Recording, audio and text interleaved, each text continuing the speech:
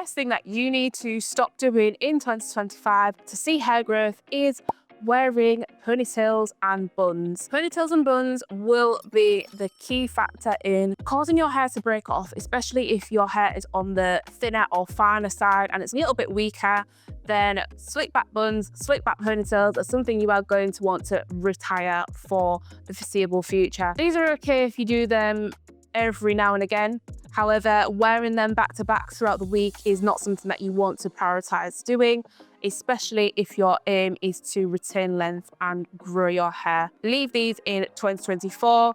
For me, the only way that I now do ponytails and buns is if my hair is like it is now, it's twisted and it is protected, and the bun is also not tight at all, there's no tension there, and we're using a nice scrunchie. So it's very, very low tension, very low manipulation on a day-to-day basis. The second thing you want to stop doing is using heat.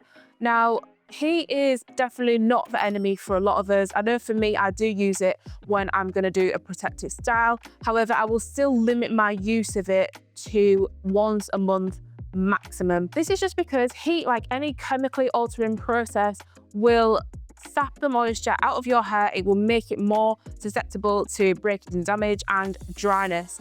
So we want to limit as much as that as possible. So that is why I say maximum once a month. If you definitely are someone who likes to wear your curls in their natural state, you're not a straight natural, you want to preserve the curl pattern and keep them nice and healthy, you want to really limit the use of heat.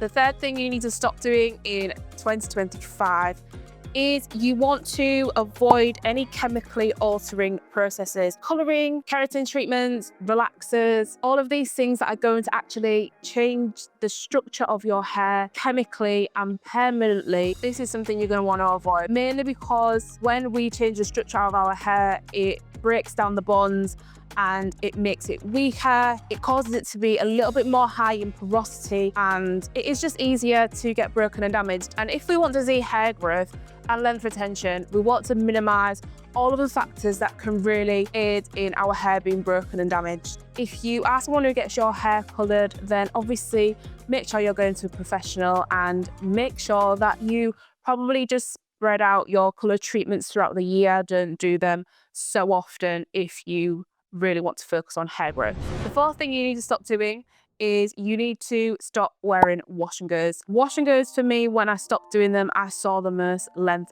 retained. This was not last year, but the year before. I really gained a lot of length when I stopped doing wash and goes.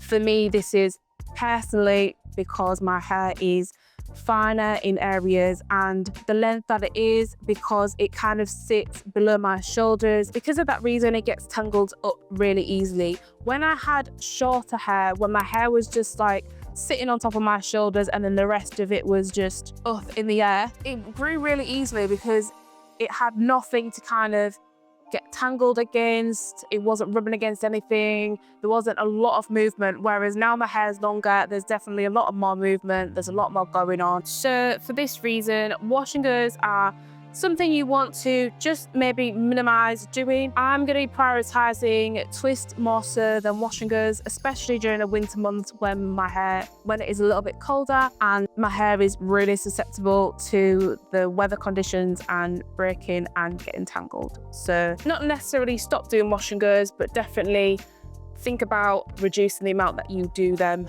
in order to reduce the manipulation that you place on your hair on a daily and weekly basis. The last thing that you are going to want to stop doing in 2025 is going to bed with wet hair or leaving your hair wet for a prolonged period of time. This is something that I've done in the past, and upon doing a little bit of research on this topic, your hair is in the most weakest state when it is wet. It makes sense really, because when your hair is wet and you detangle it, your hair is kind of like pliable, it's quite elastic, and then when it dries up, it's kind of like set and it's firmer.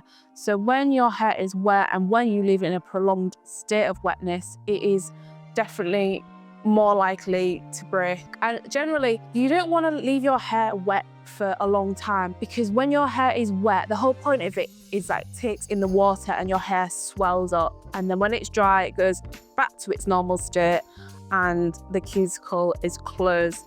Now, This prolonged state of wetness, the hair is just open like this. It's constantly open until the water leaves the hair. That is where we see the most damage and breakage. So ideally, after your wash day, get your hair dry. At least style it when it's damp. If you're doing like a protective style, or if you're doing a wash and go, then diffuse it, or just make sure that you do it early on in the day so that you've got the whole day for your hair to be actually dry in the air by the time it comes to night time, so you're not prolonging the state of wetness. That was 5 things you need to stop doing in 2025 to see the most hair growth. Like and subscribe to my channel. Comment down below anything that I may have missed or something that you are looking to stop doing this year in order to reach your hair length goals, and I will see you in the next video.